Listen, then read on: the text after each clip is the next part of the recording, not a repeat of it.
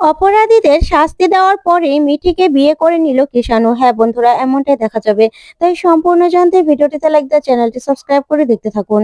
নতুন পর্বে দেখা যাবে অপরাধীদের চিহ্নিত করার জন্য মিঠিকে কাঠগড়ায় ডাকা হয়। জজ সাহেব বলে ওনার মুখ খুলতে হবে না, উনি মুখ ঢাকা অবস্থাতেই বলুক উনি কি সেদিন রাতে ওদেরকে দেখেছিল কিনা। তখন তো অপরাধীরা চোখ বড় বড় করে মিঠির দিকে তাকিয়ে থাকে। তখন মিঠি কাঠগড়ায় গিয়ে দাঁড়ায়।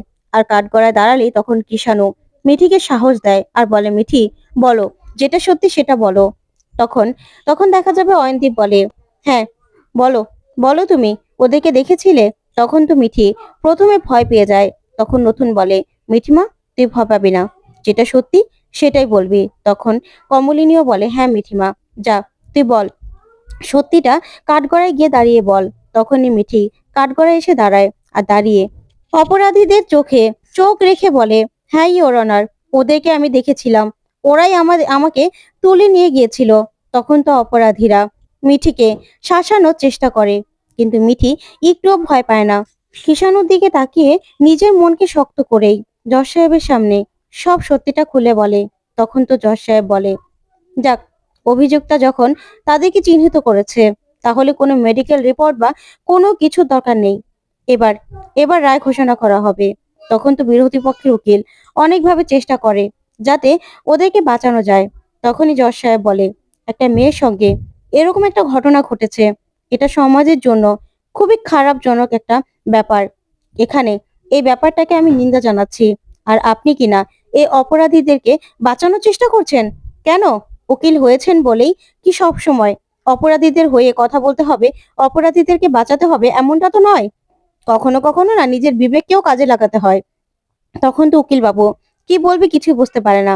তারপর জজ সাহেব রায় ঘোষণা করে আর অপরাধীদেরকে জরিমানা সহ যাবজ্জীবন জেল দেয়। তখন তো এই কথা শুনে কিষাণু খুব খুশি হয়। ওইদিকে কিষাণু মিঠিকে বলে, মিঠি তুমি পেরেছো, পেরেছো তুমি। আমি না আর অপেক্ষা করব না, আমি তোমাকে আজকেই বিয়ে করব। তখন তো মিঠি এই কথা শুনে অবাক হয়। তখন কমলিনী খুশি হয়ে যায়। ওইদিকে নতুনও খুশি হয়ে যায়। তখন তখন কিষাণুকে মিঠি বলে, দেখো, তুমি আর একটু ভেবে নিলে হতো না, তুমি আর একটু ভেবে নাও না। তখন কিষাণু বলে, না, আমার না আর ভাবার কিছু নেই, আমি তোমাকে আজকেই বিয়ে করব।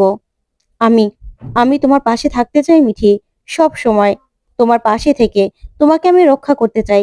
সেদিন আমি তোমাকে রক্ষা করার চেষ্টা করেছিলাম, কিন্তু পারিনি।